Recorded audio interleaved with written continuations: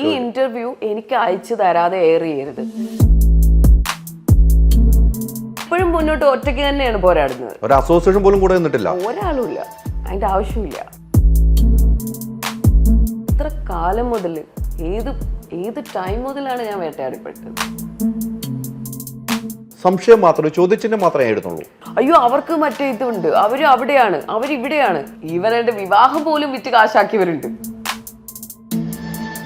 എനിക്കൊരു ഫാമിലി ഉണ്ടെന്നോ ഒന്നും ആരെങ്കിലും ആലോചിച്ചിട്ടുണ്ടോ? എനിക്കൊരു കുടുംബം ഉണ്ടെന്നോ ഒന്നും ആ സമയത്ത് ആരും ആലോചിച്ചിട്ടില്ലല്ലോ. WCC എന്തെങ്കിലും മൈഥിലിക്ക് ചെയ്തു തന്നിട്ടുണ്ടോ? എന്തെങ്കിലും കൂടെ നിന്നിട്ടുണ്ടോ? ഇപ്പൊ ആരാൻ്റെ അമ്മയ്ക്ക് ഭ്രാന്ത് പിടിച്ചത് കാണാൻ നല്ല ചെയ്യലാന്ന് പറയുന്നത് അതേ അവസ്ഥയാണ്. എല്ലാവരിലും ഒരു ഗ്രൂപ്പിസം ആണ് പൊതുവെ കാണുന്നത്. അതില് എൻ്റെ സുഹൃത്തുക്കൾ അടക്കമുള്ള സ്ത്രീകളുണ്ട്. അതിലൊരു സ്ത്രീകൾ പോലും എന്നെ ഒന്ന് വിളിച്ച് ചോദിച്ചിട്ടില്ല എന്താണ് ഇഷ്യൂ എന്നുള്ള കാര്യം. നമുക്ക് എത്ര കേസ് കൊടുക്കാൻ പറ്റും? എനിക്ക് തോന്നുന്നു ഞാനൊരു 10-20 കേസെങ്കിലും കൊടുത്തിട്ടുണ്ടാവും. ഞാൻ സമാധാനമായിട്ട് കുടുംബമായിട്ട് ജീവിക്കുക, എൻ്റെ കുടുംബം നശിപ്പിക്കരുത്. നമസ്കാരം. ഞാൻ ഇന്നലെ ഒരു സിനിമ കണ്ടു. സിനിമ ഇതിനു മുമ്പ് 2009 കണ്ട ഒരു സിനിമയാണ്. മമ്മൂക്കാടെ മാസാണ്. ആ സിനിമ കണ്ടു കഴിഞ്ഞപ്പോൾ ഇന്നലെ അത് വീണ്ടും 4K കണ്ടു കഴിഞ്ഞപ്പോൾ അതിലും കൂടുതൽ സന്തോഷം. അന്ന് നല്ലൊരു കഥാപാത്രം ചെയ്ത മൈഥിലി കൊടൈക്കനാലിൽ നിന്ന്. അതാണ് ഒരു സിനിമയോടുള്ള പ്രിയം, സിനിമയോടുള്ള ഇഷ്ടം. ഒരൊറ്റ ഫോൺ കോളിൽ മൈഥിലി കൊടൈക്കനാലിൽ നിന്ന് എത്തുന്നു. ഇന്നലെ തിയേറ്ററിൽ സിനിമ കാണുന്നു. എല്ലാവരുമായിട്ട്, എല്ലാ ഓൺലൈൻ മാധ്യമങ്ങളുമായിട്ട് നല്ല രീതിയിൽ സഹകരിച്ച മൈഥിലി ഇന്ന് നേരിട്ട് എൻ്റെ മുമ്പിലുണ്ട്. മൈഥിലി, സ്വാഗതം. 2009 അതെ അല്ലേ? അതെ. അതെങ്ങനെ ഓർത്തെടുക്കുന്നു? 2009 ഓർത്തെടുത്ത് ഒന്ന് ബാക്കിലേക്ക് 2009 വളരെ മനോഹരമായ ഒരു വർഷമായിരുന്നു.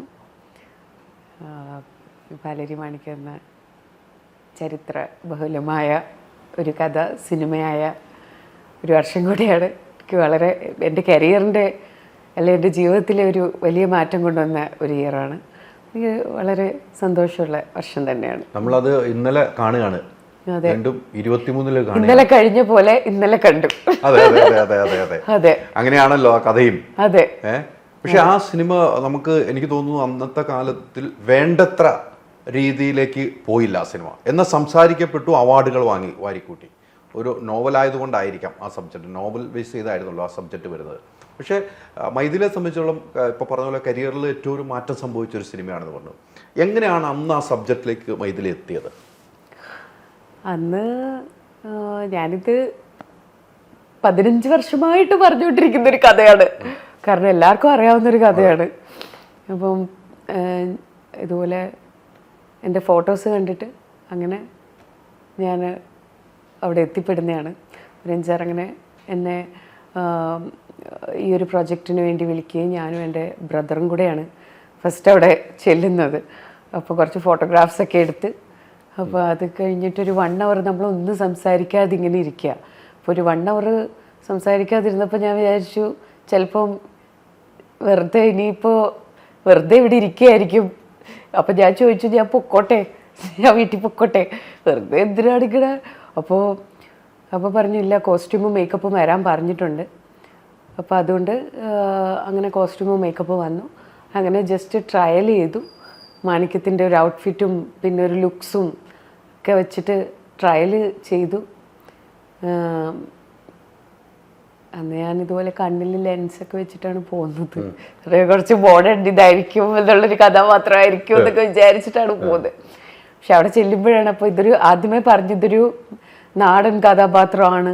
നാടൻ കഥാപാത്രം എന്ന് പറയുമ്പോൾ എനിക്ക് എൻ്റെ മനസ്സിൽ ഇതുപോലെ വയല്, പാടം, ഒരു പട്ടുപാവാട, ഓട്ടം, ഇതൊക്കെയാണ് മനസ്സിലൂടെ പോകുന്നത്. പിന്നെയാണ് ക്യാരക്ടറിലോട്ട് വരുന്നത്. അങ്ങനെ ഒരു ക്യാരക്ടർ ലുക്കിൽ എത്തി. അപ്പോൾ എനിക്കെൻ്റെ മിററിലൊക്കെ നോക്കിയപ്പോൾ ഞാൻ ഒട്ടും പ്രതീക്ഷിക്കാത്തൊരു രൂപത്തിലോട്ടാണ് എന്നെ കാണുന്നത്. അപ്പോൾ പിന്നെ കുറച്ച് ഫോട്ടോഗ്രാഫ്സ് എടുക്കാമെന്ന് പറഞ്ഞു. അങ്ങനെ ഒരു ചിമ്മിനി വിളക്കം തന്നിട്ട് നമ്മളവിടെ ഒരു ഫോട്ടോഗ്രാഫ്സ് ഇങ്ങനെ എടുക്കാനായിട്ട് ബാൽക്കണിയിൽ ഇങ്ങനെ ഇരുന്ന്. അപ്പോൾ അത് ശരിക്കും കുറച്ച് സങ്കടത്തിലാണ് ഇരുന്നത്. കാരണം ഞാനിങ്ങനെ ഭയങ്കര പ്രതീക്ഷ, അതൊരു കൊച്ചുകുട്ടിയല്ലേ, അപ്പൊ ആ ഒരു പ്രതീക്ഷ. അതെ. പക്ഷെ പടമൊക്കെ കഴിഞ്ഞു കഴിഞ്ഞപ്പോഴത്തേക്ക് എനിക്ക് ആ സങ്കടം മാറി. കാരണം പിന്നീടാണ് എനിക്ക് മനസ്സിലാവുന്ന പാർട്ട് ഓഫ് ഹിസ്റ്ററി എന്ന്. അപ്പൊ അത് എനിക്കൊരു സന്തോഷം തന്നെയാണ്. എനിക്കൊന്ന് അവിടെ ക്ലാസ് ഉണ്ടായിരുന്നു, ആക്ടിംഗ് ക്ലാസ് ഉണ്ടായിരുന്നു. അതെ, 10 days workshop ഉണ്ടായിരുന്നു. 10 ദിവസത്തെ വലിയ എക്സ്പീരിയൻസ് ആയിരുന്നു. അതെ, അതൊരു വലിയ എക്സ്പീരിയൻസ് തന്നെയായിരുന്നു ലൈഫിൽ. കാരണം അങ്ങനെ ഒരു ആക്ടിംഗ് വർക്ക്ഷോപ്പ് ഞാൻ എൻ്റെ ലൈഫിൽ ആദ്യമായിട്ടായിരുന്നു. മുരളി സാറാണ് അത് കണ്ടക്ട് ചെയ്തിരുന്നത്. അപ്പം ആദ്യം എൻ്റെ അടുത്ത് ആദ്യം ഇങ്ങനെ നടക്കാനാണ് പറഞ്ഞത്. എല്ലാവരും വന്നിട്ടുണ്ട്, കുറേ നാടകത്തിൽ ഉള്ള ആർട്ടിസ്റ്റുകളൊക്കെ ഉണ്ട് അവിടെ. അപ്പം ആർക്കും ക്യാരക്ടേഴ്സ് എന്താണെന്നൊന്നും പറഞ്ഞിട്ടില്ല. അപ്പം പക്ഷെ അങ്ങനെ എല്ലാവരും ഇരുന്ന് ക്യാരക്ടേഴ്സ്, പക്ഷെ നമുക്ക് ഓരോ വർക്ക്ഷോപ്പ് തന്നു. നമ്മളെ എല്ലാവരും ഒന്ന് ഫ്രീ ആക്കുക എന്നുള്ളൊരു ഉദ്ദേശമാണ് കുറച്ചും കൂടെ എനിക്ക് തോന്നുന്നത്. എല്ലാവരും തമ്മിലുള്ളൊരു ഇൻറ്ററാക്ഷൻ, അപ്പോൾ കുറച്ചും കൂടെ ഒരു ഫ്രീ ആയിട്ട്, ആ ഒരു ഇൻഹിബിഷൻസ് ഒന്നും ഇല്ലാണ്ട് അങ്ങനത്തെ ഒരു ഇതിലോട്ട് മാറ്റിയെടുക്കുക എന്നാണ് എനിക്ക് തോന്നിയത്. പിന്നെ എനിക്ക് തന്നത്, എനിക്കൊരു അടുപ്പ് എങ്ങനെയാണ് തീ കൂട്ടി കത്തിക്കുന്നത് എന്ന് കാണിച്ചു തരാൻ പറഞ്ഞു. അവിടെ അടുപ്പില്ല, തീയില്ല, ഒന്നുമില്ല, പക്ഷെ ഒന്ന് അഭിനയിച്ച് കാണിക്കാൻ പറഞ്ഞു. എനിക്ക് അഭിനയം ഒന്നും അറിയില്ലല്ലോ. ഞാനാകെ ആദ്യമൊക്കെ കുറച്ച് നാണിച്ചൊക്കെ നിന്നെങ്കിലും പിന്നെ എല്ലാവരും ചെയ്യുന്നതൊക്കെ കണ്ടപ്പോഴത്തേക്ക് കുറച്ച് ആ ഇൻഹിബിഷൻസ് ഒക്കെ മാറി കുറച്ചുകൂടെ അവരുടെ കൂട്ടത്തിൽ ഒരാളായിട്ട് മാറി. കരിയറിലൊരു നമ്മൾ സിനിമാ മേഖലയിലേക്ക് ഒരു കൈപിടിച്ചുയർത്തിയ ഈ സിനിമയാണ്. അതിന് കുറേ കഥാപാത്രങ്ങൾ ചെയ്തു വെച്ചിട്ടുണ്ട്, കുറേ കഥാപാത്രങ്ങൾ ചെയ്തു അല്ലേ. വലിയ കൃത്യമായിട്ട് പറഞ്ഞാൽ എനിക്കൊന്നു 2000 ചട്ടമ്പി വരെ ആണ് ലാസ്റ്റ് സിനിമയായിട്ട് ചെയ്തിരിക്കുന്നത് അല്ലേ. ചട്ടമ്പി വരെയാണ് സിനിമ. മൊത്തം എത്ര സിനിമയാണ് ചെയ്തിരിക്കുന്നത് ഇപ്പോൾ കണക്ക് കൂട്ടിയാൽ? വെറുതെ ഒന്ന് കണക്ക് കൂട്ടിയാൽ, ഓടിച്ചു നോക്കിയാൽ അറൗണ്ട് ഒരു 40 മൂവീസ് കഴിഞ്ഞിട്ടുണ്ട്. ഇടയ്ക്കൊക്കെ ഗ്യാപ്പ് എടുത്തിട്ടാണ് ചെയ്യാറുള്ളായിരുന്നു. അത് എപ്പോഴും അതെ, പണ്ട് തൊട്ട് അങ്ങനെയാണ് പോകുന്നത്. വേറൊരു കഥാപാത്രം ഇപ്പൊ പലരും നമ്മൾ മാറ്റി നിർത്തുക, വേറൊരു കഥാപാത്രം ചെയ്തതിൽ ഏറ്റവും മനസ്സിൽ തട്ടി നിൽക്കുന്ന ഒരു കഥാപാത്രം ഏതായിരിക്കും? ഈ അടുത്ത കാലത്തിലെ രമണി എനിക്കൊത്തിരി ഇഷ്ടമുള്ളൊരു കഥാപാത്രമാണ്. അപ്പോൾ അത് ഭയങ്കര ഇഷ്ടമുള്ളൊരു കഥാപാത്രമാണ്. പിന്നെ സോൾട്ട് ആൻഡ് പെപ്പറിലെ മീനാക്ഷി, അതെനിക്കിഷ്ടമുള്ള കഥാപാത്രമാണ്. പിന്നെ അതൊക്കെയാണ്. മീനാക്ഷി ഗംഭീര കഥാപാത്രമായിരുന്നു. പക്ഷേ ആ സിനിമ ഗംഭീരമായിട്ട് ഓടിയൊരു സിനിമയായിരുന്നു. അതെ, രസകരമായ കുറെ മുഹൂർത്തങ്ങളുണ്ട്. അതിലാണല്ലോ നമുക്ക് പല ആളുകളെ നമ്മൾ കോമഡിയാക്കി എടുക്കാൻ പറ്റിയ സിനിമ കൂടിയാണല്ലോ അത്തരം സിനിമകൾ. ഈ സിനിമകളൊക്കെ ചെയ്യും തോറും നമ്മൾ ഓരോ സിനിമകൾ ചെയ്തു വരുമ്പോൾ അടുത്ത കഥാപാത്രങ്ങൾ നമ്മളെ തേടി വരുമ്പോഴും ഈ ഒരു വർഷമൊക്കെ 2 വർഷം ഗ്യാപ്പിടാനുള്ള ഒരു മാനസികമായിട്ട് എങ്ങനെയാണ് തയ്യാറെടുക്കുന്നത്? നമുക്ക് വേണ്ട, ഇനി കുറച്ച് കഴിഞ്ഞിട്ട് ചെയ്യാം, അങ്ങനെ തോന്നാനുള്ള കാരണം എന്താണ്? വേണ്ടാന്ന് വെക്കുന്നതല്ലല്ലോ. നമുക്കിപ്പോൾ നല്ല കഥാപാത്രങ്ങൾ ചിലപ്പോൾ നമുക്ക് സ്റ്റോറി കേൾക്കുമ്പോൾ തോന്നുമായിരുന്നു. അപ്പം അന്ന് എന്ന് പറയുന്നത് 2009 ഇങ്ങനെ സോഷ്യൽ മീഡിയ ഒന്നും ആക്റ്റീവ് അല്ലാത്തൊരു കാലഘട്ടത്തിലാണ് സിനിമ റിലീസാവുന്നത്. കൂടുതലും അല്ലേ മൗത്ത് പബ്ലിസിറ്റിയിലൂടെയും അല്ലാതെ പോസ്റ്റേഴ്സിലൂടെയും ഒക്കെയാണ് എല്ലാവരും കൂടുതലും അങ്ങനെ തന്നെയായിരുന്നു. പിന്നീടാണ് എനിക്ക് തോന്നുന്നത് കുറെ കൂടെ സോഷ്യൽ മീഡിയയിലോട്ട് എല്ലാവരും ആക്റ്റീവ് ആവാൻ തുടങ്ങി. ലോട്ട് ഓഫ് നമ്മൾ ഒത്തിരി നല്ല ക്യാരക്ടേഴ്സും ബാഡ് ക്യാരക്ടേഴ്സും ഒക്കെ ചെയ്തിട്ടുണ്ട്. അപ്പം അത് it's part of the game. അപ്പോൾ അത് എല്ലാവർക്കും ഒരു കരിയർ ഗ്രാഫിൽ അങ്ങനെ ഉണ്ടാവും. നല്ല മൂവീസ് ഉണ്ടാവും, അതിൻ്റെ ആ ഒരു ബാഡ് മൂവീസ് ഉണ്ടാവും. അപ്പോൾ അതിനെ ഞാൻ അങ്ങനെ കാണുന്നുള്ളൂ. അങ്ങനെ ഉപേക്ഷിച്ച സിനിമ, വേണ്ടാന്ന് വെച്ച സിനിമകൾ ഉണ്ടാവുമല്ലോ, പിന്നീട് അത് വേറെ ആക്ടേഴ്സ് അഭിനയിച്ചു, അത് കാണുമ്പോൾ എന്ത് തോന്നുന്നു? ആ സിനിമ ചിലപ്പോൾ ഹിറ്റായിരിക്കാം, ചിലപ്പോൾ അങ്ങനെ തോന്നിയിട്ടുണ്ട്. ചിലപ്പോൾ എനിക്കത് അനുയോജ്യമായിരിക്കില്ല, അവർക്കത് കുറച്ചും കൂടെ അനുയോജ്യമായിരിക്കാം. അപ്പോൾ അതുകൊണ്ടായിരിക്കും അവരത് ചെയ്ത് നന്നാക്കിയിട്ടുള്ളത്. അത്രേ ഉള്ളൂ കാര്യത്തിൽ. വേറെ അതിനകത്ത് പിന്നീട് നമ്മൾ ചിന്തിച്ചിട്ടും കാര്യമില്ല. പിന്നീട് അങ്ങനെ ചിന്തിക്കേണ്ടി വന്നൊരു ശരിക്കും നല്ല മൂവീസൊക്കെ അങ്ങനെ വന്നിട്ടുണ്ട്. ആക്ച്വലി നമ്മൾ മാറിപ്പോയിട്ടുണ്ട്. നമ്മൾ ആ ക്യാരക്ടറിൽ നിന്ന് നമുക്ക് ഇഷ്ടപ്പെട്ടിട്ട് നമ്മൾ ആ ക്യാരക്ടറിൽ നിന്ന് മാറിപ്പോയിട്ടുണ്ട്. മാറ്റിയതാണോ മാറിപ്പോയതാണോ അത് നമുക്ക് അറിയില്ലല്ലോ. നിന്റെ നമ്മൾ സ്വയം മാറിയതാണോ? അല്ലല്ല, സ്വയം മാറിയതാണോ? സ്വയം മാറിയിട്ടല്ല. നമ്മളിങ്ങനെ നമ്മളെ ഇങ്ങനെ ഫൈനൽ ചെയ്യാനായിട്ട് എല്ലാം ഇത് ചെയ്തിട്ട് നമ്മളത് ഈ ക്യാരക്ടേഴ്സിൽ നിന്ന് മാറിപ്പോയിട്ടുണ്ട്. അങ്ങനത്തെ ചിലപ്പം എന്നെക്കാൾ നന്നായി പെർഫോം ചെയ്യുന്ന ആർട്ടിസ്റ്റുകൾ ഉണ്ടായിട്ടുണ്ടാവും. അതുകൊണ്ടായിരിക്കാം ഞാൻ അതിനെ അങ്ങനെ വിശ്വസിച്ച് നമ്മൾ സ്വയം മനസ്സിനെ അങ്ങനെ തൃപ്തിപ്പെടുത്തി നമ്മൾ മാറുന്നു. അതെ, അതാണ് എന്റെ ശരിയെന്ന് തോന്നുന്നു അല്ലേ? അതായിരിക്കാം ശരി. വേറെ നമ്മൾ ചിന്തിക്കേണ്ട കാര്യമില്ല. വേറെ ഞാൻ ചിന്തിക്കാറില്ല. ഒത്തിരി ആളുകളുടെ കൂടെ അഭിനയിച്ചു, ഒത്തിരി ഹീറോ ഉണ്ടായിട്ടുണ്ട്. എപ്പോഴും നമ്മുടെ മനസ്സിൽ ആദ്യം പറയുകയാണെങ്കിൽ ആരുടെ പേര് പറയാൻ പറ്റും? ഹീറോയോ? മമ്മൂക്ക. വേറെ ആരെ പറയും? മമ്മൂക്കയല്ലേ നമ്മുടെ. മമ്മൂക്കയുടെ പേരാണ് നമുക്ക് ആദ്യം പറയാൻ പറ്റുള്ളൂ. മമ്മൂക്കയുടെ പറയാൻ പറ്റുന്നത്. പക്ഷെ ഫസ്റ്റ് മൂവിയിൽ നമ്മൾ ആദ്യമായി ഒരു അത്ഭുതത്തെ കാണുന്ന പോലെയാണ് നമ്മൾ കാണുന്നത്. അപ്പം അദ്ദേഹം തന്നെയാണ്. ഒരു സിനിമയൊന്നും സ്വപ്നം ഉണ്ടായിരുന്നോ ജീവിതത്തിൽ? ഒരിക്കലും ഉണ്ടായിരുന്നില്ല. ഈവൻ ഫസ്റ്റ് മൂവി കഴിഞ്ഞിട്ട് പോലും ഞാൻ പറഞ്ഞിരുന്നത് ഞാൻ ഇനിയും പടം ചെയ്യുന്നില്ല, ഞാനിനി പഠിക്കണം എന്നുള്ള രീതി തന്നെയാണ്. വീട്ടിലാണല്ലോ ജനനം. അതെ അതെ അതെ. ജനിച്ചു വളരുക, അവിടെ പഠിച്ചു വളർന്ന ഒരു കുട്ടി പെട്ടെന്നൊരു സിനിമാ ലോകത്തേക്ക് വരുന്നു അല്ലേ. ആ സിനിമാ ലോകത്തിൽ ആദ്യ സിനിമ കഴിയുമ്പോൾ തന്നെ ഇനി വേണ്ട എന്ന് പറയുന്നു. കാരണം എനിക്ക് പഠിക്കുകയും ചെയ്തു, പഠിച്ച് ജോലിയും സമ്പാദിച്ച് തന്നെ പോകണം എന്നുള്ളൊരു ചിന്താഗതിയായി. ഒരിക്കലും പ്രതീക്ഷിക്കാത്ത മേഖലയിൽ വന്നു കഴിഞ്ഞപ്പോൾ പിന്നീട് സിനിമയിൽ നിൽക്കാൻ ആരാണ് കൂടുതൽ പ്രേരിപ്പിച്ചത്? ആര് പ്രേരിപ്പിച്ചല്ല, അത് അങ്ങനെ അത് പിന്നീട് മൂവീസ് വന്നു, കുറേ മൂവീസ് വരാൻ തുടങ്ങി. അപ്പം ഓട്ടോമാറ്റിക്കലി നമ്മൾ അതുമായിട്ട് ഇതാവാൻ തുടങ്ങി. അങ്ങനെയാണ് സംഭവിച്ചത്. വീട്ടിൽ നിന്ന് പക്ഷെ പിന്നീട് എനിക്ക് അതൊരു പാഷനായി. പിന്നെ അതെനിക്ക് എൻ്റെ രക്തത്തിലായി. പിന്നീട് വിടാൻ പറ്റുന്നില്ല. പിന്നീട് അത് വിടാൻ പറ്റാത്ത ഒരു അവസ്ഥയിലോട്ടാണ്. കൂടുതൽ സപ്പോർട്ട് നമ്മൾ ആദ്യമായിട്ട് പലരും കാണിക്കുന്നു. പിന്നീട് സിനിമാ ജീവിതത്തിൽ കൂടുതൽ ഒരാൾ നമ്മളെ സഹായിച്ചു എന്ന് പറയാൻ ആരായിരിക്കും? സിനിമാ മേഖലയിൽ നിന്ന് ആരായിരിക്കും പേര് പറയാൻ? സിനിമാ മേഖലയിൽ അങ്ങനെ ആരും സഹായിച്ചിട്ടൊന്നുമില്ല. ഇല്ല, അങ്ങനെ ഒരാളും സഹായിച്ചിട്ടില്ല. എനിക്ക് എന്തൊക്കെയോ മാജിക് കെയിം ടു മീ, അങ്ങനത്തെ ഒരു ഇതായിട്ടേ ഞാൻ അതിനെ കാണുന്നുള്ളൂ. അല്ലാതെ ആരും സഹായിച്ചിട്ടൊന്നും നമുക്കൊന്നും എത്താനോ ഇത് ചെയ്യാനോ ഒന്നും പറ്റുമെന്ന് എനിക്ക് തോന്നുന്നില്ല. നമുക്കൊരു സിനിമാ ബാക്ക്ഗ്രൗണ്ടും ഇല്ല. അതെ, ഒരു സഹായം ഒന്നും കിട്ടിയിട്ടുമില്ല. സഹായം ആരുടെ കയ്യിൽ നിന്നും കിട്ടിയിട്ടുമില്ല.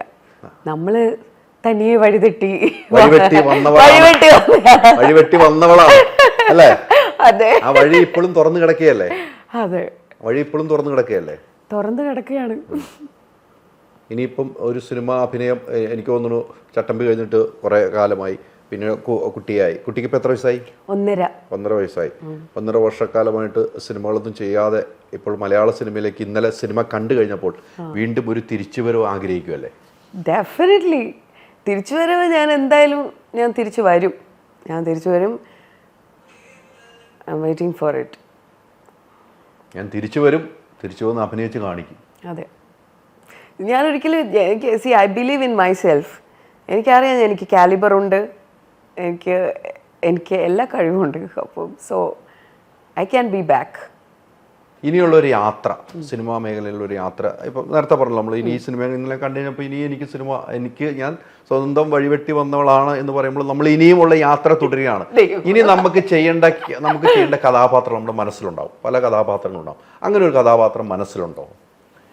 ഇനി കഥാപാത്രങ്ങളൊന്നും ഞാൻ ചെയ്തിട്ടില്ല. ആക്ച്വലി ഞാൻ ശരിക്കും പറഞ്ഞാൽ എന്നെ അറിയാവുന്നവർക്ക് അത് നല്ലപോലെ അറിയാം. എന്നോട് ശരിക്കും പറഞ്ഞാൽ അല്ലെ ഹ്യൂമറോ, അതൊക്കെ എൻ്റെ അടുത്ത് കൂടുതലും ആൾക്കാർ പറയുന്നത് നിനക്ക് കുറച്ചും കൂടെ ഹ്യൂമർ ആയിരിക്കും ചെയ്യാൻ പറ്റുന്നത്. പക്ഷെ ആർക്കും എനിക്ക് ഹ്യൂമർ ചെയ്യാൻ പറ്റും എന്നുള്ളത് ആർക്കും അറിയാത്തൊരു സത്യമാണ്. ഇന്റർവ്യൂ കഴിയുമ്പോൾ മനസ്സിലാവും. വേണ്ട, മൊത്തം അത് തന്നെയാണ് ഇതിനകത്തുള്ളത്. അതിനകത്ത് മൊത്തമുള്ള അത് തന്നെയാണ്, അതിനകത്ത് മാറ്റമൊന്നുമില്ല. അപ്പൊ അത് ആ രീതിക്ക് അങ്ങ് പിടിക്കാം. നമ്മള് സീരിയസ് കഥാപാത്രത്തിന് വിളിച്ചിട്ടുള്ള എല്ലാവരും എന്നെ എല്ലാവരും ഭയങ്കര സീരിയസ്. ഞാൻ അത്ര സീരിയസ് ആയിട്ടുള്ള കഥാപാത്രമല്ല. ഞാൻ വളരെ കാമായിട്ടുള്ളൊരു കഥാപാത്രമാണ്. പക്ഷെ അത്ര സീരിയസ് ഒന്നും ഇനി സീരിയസ് ചെയ്തത് ഞാനൊരു വഴിയായി. കാലഘട്ടം മൊത്തം അതാണല്ലോ. പിന്നെ അതിൽ തന്നെയായി ഐഡന്റിറ്റി, അത് തന്നെയായി മാറി. അതെ, ഫുൾ ക്യാരക്ടേഴ്സ്, ഓൾമോസ്റ്റ് എല്ലാം ചെയ്യുന്ന ക്യാരക്ടേഴ്സ് എല്ലാം സീരിയസ് കഥാപാത്രങ്ങളാണ്. പക്ഷെ സീരിയസ് കഥാപാത്രങ്ങളും ചെയ്യണം. പക്ഷെ എനിക്കൊരു ഹ്യൂമറൊക്കെ ചെയ്യാൻ കുറച്ച് ഇഷ്ടമാണ്. കുറച്ചും കൂടെ മൈൽഡായിട്ട് പെർഫോം ചെയ്യാനൊക്കെ എനിക്ക് ഭയങ്കര. എല്ലാ സിനിമകളും കാണുന്നുണ്ടാവും എന്നാണ് ഞാൻ വിശ്വസിക്കുന്നത്. എല്ലാ സിനിമകളും കാണും. മലയാള സിനിമയുടെ ഇപ്പോഴത്തെ ഒരു ഉയർച്ചയിൽ ഞാൻ അഭിമാനിക്കുന്നുണ്ട്. അപ്പോൾ അതിനെ ആർക്കൊക്കെ തകർക്കാൻ ശ്രമിച്ചു കഴിഞ്ഞാലും മലയാള സിനിമ ആർക്കും തകർക്കാൻ പറ്റില്ല. കാരണം ആ ഒരു ഇതിലോട്ട് മലയാള സിനിമ ഉയർന്നു വന്നുകൊണ്ടിരിക്കുകയാണ്. കാരണം അന്യഭാഷാ ചിത്രങ്ങൾ പോലും എനിക്ക് തോന്നുന്നു എനിക്ക് ഇപ്പോൾ തമിഴിലുള്ളവരാണെന്നുണ്ടെങ്കിലും എൻ്റെ ഫ്രണ്ട്സാണ് ഇവരൊക്കെ പുറത്തുള്ളവർ പറയുന്നതെന്ന് പറഞ്ഞാൽ ശരിക്കും പറഞ്ഞാൽ അവിടെ ഇപ്പം പടങ്ങളെന്ന് പറയുന്നത് ഒന്നിൽ മഞ്ഞുമൽ ബോയ്സ്, തെലുങ്കിൽ ചെന്ന പ്രേമലു. അപ്പം മൊത്തത്തിൽ മലയാള സിനിമ മുഴുവൻ കീഴടക്കിക്കൊണ്ടിരിക്കുകയാണ്. അപ്പോൾ അതിൽ ഭയങ്കര സന്തോഷമുണ്ട്. പിന്നെ ബ്രഹ്മയുഗം, അങ്ങനെ കുറേ നല്ല മൂവീസ് ഇപ്പം ഈ വർഷം തന്നെ വന്നു. അപ്പം മലയാള സിനിമ മാറിക്കൊണ്ടിരിക്കുകയാണ്. ആവേശം, അപ്പം ആവേശം എൻ്റെ മോനൊക്കെ ആവേശത്തിൻ്റെ പാട്ടങ്ങ് വെച്ചു കൊടുത്താൽ മതി. അതെ, അത് തുള്ളിക്കോളും. അതെ, ഉറങ്ങാനിപ്പോൾ ആ പാട്ട് വേണമെന്നുള്ള അവസ്ഥയാണ്. ആ അവസ്ഥയിലേക്കായിട്ടുണ്ട്. ഈ ഇപ്പൊ പറഞ്ഞു വെച്ചുള്ളത് മലയാള സിനിമയുടെ ഒരു വളർച്ച നമുക്കെല്ലാം അഭിമാനിക്കാവുന്ന നിലയിലേക്ക് തന്നെയാണ് പോകുന്നത്. എവിടെ ചോദിച്ചാലും മലയാള സിനിമ നമുക്ക് OTT കാലഘട്ടത്തിലാണ് നമ്മൾ മലയാള സിനിമ അറിഞ്ഞു തുടങ്ങിയത്. ഹോം എന്ന സിനിമയൊന്നും നമുക്ക് ഒരിക്കലും മാറ്റി നിർത്താൻ പറ്റില്ല. ആ സിനിമയിലൂടെ ആ OTTയിലെ ഒരു കാലഘട്ടത്തിൽ, ആ കോവിഡ് സമയത്തൊക്കെ OTT ഇറങ്ങിയ ഒരു കാലഘട്ടത്തിൽ ഈ മലയാള സിനിമ അത്രമാത്രം വൈഡായത് ഇപ്പം എല്ലാവരും ഏറ്റെടുക്കുന്നു. ഇനി മലയാള സിനിമയിൽ പുതിയ പുതിയ ആളുകളും വന്നുകൊണ്ടിരിക്കുന്നു. നമുക്ക് ഇന്ന് കാണുന്നവരല്ല നാളത്തെ കഥാപാത്രങ്ങൾ ചെയ്യുന്നത്, പുതിയ ആളുകളും വരുന്നു. അപ്പോൾ മലയാള സിനിമ എന്നും ഇഷ്ടപ്പെടുന്നത്, ഇപ്പോൾ നേരത്തെ പറഞ്ഞപ്പോഴാണ് മലയാള സിനിമ ആരൊക്കെ തകർക്കാൻ നോക്കിയാലും തകരാത്ത ഒരു ഇൻഡസ്ട്രി ആയിട്ട് മലയാള സിനിമ മാറിയിട്ടുണ്ട്. അല്ലേ? ഈ തകർക്കാൻ നോക്കുന്നവർ എന്തിനു ഈ മലയാള സിനിമ തകർക്കാൻ നോക്കുന്നു? എന്തിനാണ് മലയാള സിനിമ ആരൊക്കെ തകർക്കാൻ നോക്കിയാലും തകരില്ല എന്ന് പറഞ്ഞല്ലോ. ഇപ്പോൾ സംഭവിക്കുന്ന ആവശ്യമാണോ?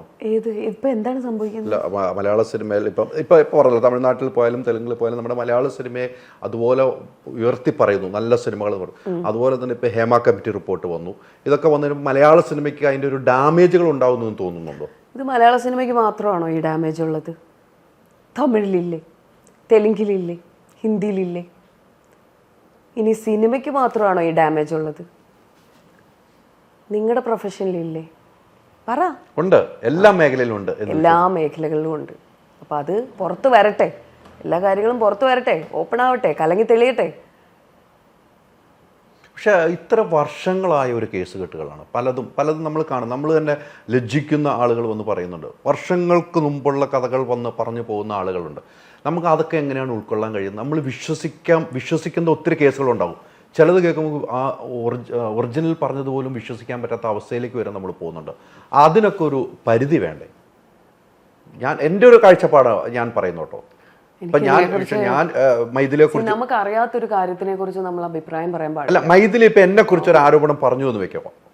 ഒരു ഉദാഹരണത്തിൽ പറയാണ്, മൈഥിലി പറഞ്ഞത് എത്ര വർഷം മുമ്പ്, അതേ മൈഥിലി തന്നെ വന്നിട്ട് ഒരു 20 പേരുടെ പേരങ്ങ് പറഞ്ഞു കഴിഞ്ഞാൽ നമ്മളിപ്പോൾ മൈഥിലി ആദ്യം പറഞ്ഞ സത്യവും മറ്റൊരു കുട്ടി വന്നിട്ട് ഒരു കുറേ ആളുകളുടെ പേരും നമുക്ക് വിശ്വസിക്കാൻ കഴിയാത്ത ഒരു അവസ്ഥയിലേക്ക് പോകുന്നുണ്ടോ എന്നൊരു സംശയം മാത്രമേ, ചോദ്യചിഹ്നം മാത്രമേ എഴുതുന്നുള്ളൂ. ചുറ്റും ചോദ്യചിഹ്നങ്ങളാണ്. അതുകൊണ്ട് നമുക്ക് എന്ത് വിശ്വസിക്കണം, എന്ത് വിശ്വസിക്കുക എന്നുള്ളത് നമുക്ക് പോലും ഒരവസ്ഥയിൽ നിൽക്കുന്ന ഒരു ടൈമാണ്. അപ്പം അറിയാത്തൊരു കാര്യം പറയാതിരിക്കുന്നതല്ലേ നല്ലത്. തീർച്ചയായിട്ടും. എൻ്റെ ഡൗട്ട് ക്ലിയർ ചെയ്താണ് മൈഥിലിയുടെ അടുത്ത്. ഞാനൊക്കെ നമ്മൾ വാർത്ത ചെയ്യാൻ പോകുന്ന ഒരാളാണ്.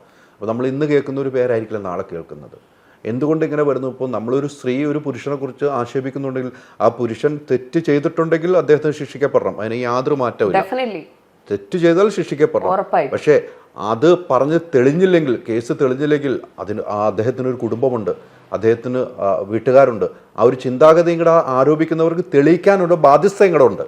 ബാധ്യസ്ഥരാണ് അവർ, തെളിയിക്കാൻ ബാധ്യസ്ഥരാണ്. അതാണ് ഞാൻ പറയുന്നത്. ഞാൻ ഇതിലൊക്കെ എന്ത് പറയാനാണ്? എനിക്ക് ഇതിനകത്തൊന്നും നോ കമന്റ്സ്. എനിക്ക് ഇതിനകത്തൊന്നും പറയാനില്ല. കാരണം ഞാൻ ഏറ്റവും കൂടുതൽ സോഷ്യൽ മീഡിയ ബുള്ളിങ്ങിന് ഇരയായിട്ടുള്ളൊരു പെൺകുട്ടി. തീർച്ചയായിട്ടും ഏറ്റവും കൂടുതൽ. കാരണം എങ്ങോട്ട് തിരിഞ്ഞാലും എങ്ങനെ. അപ്പോൾ ഈ സോഷ്യൽ മീഡിയ ആൾക്കാർക്കൊന്നും എനിക്കൊരു ഫാമിലി ഉണ്ടെന്നോ ഒന്നും ആരെങ്കിലും ആലോചിച്ചിട്ടുണ്ടോ? എനിക്കൊരു കുടുംബം ഉണ്ടെന്നോ ഒന്നും ആ സമയത്ത് ആരും ആലോചിച്ചിട്ടില്ലല്ലോ. അന്ന് കൂടെ നിന്നിട്ടില്ല ആരും. അന്ന് ആരും കൂടെ ഒറ്റയ്ക്കാണെന്ന് പോരാടിയത്. ഞാൻ ഇപ്പോഴും മുന്നോട്ട് ഒറ്റയ്ക്ക് തന്നെയാണ് പോരാടുന്നത്. ഒരു അസോസിയേഷൻ പോലും കൂടെ നിന്നിട്ടില്ല, ഒരാളുമില്ല.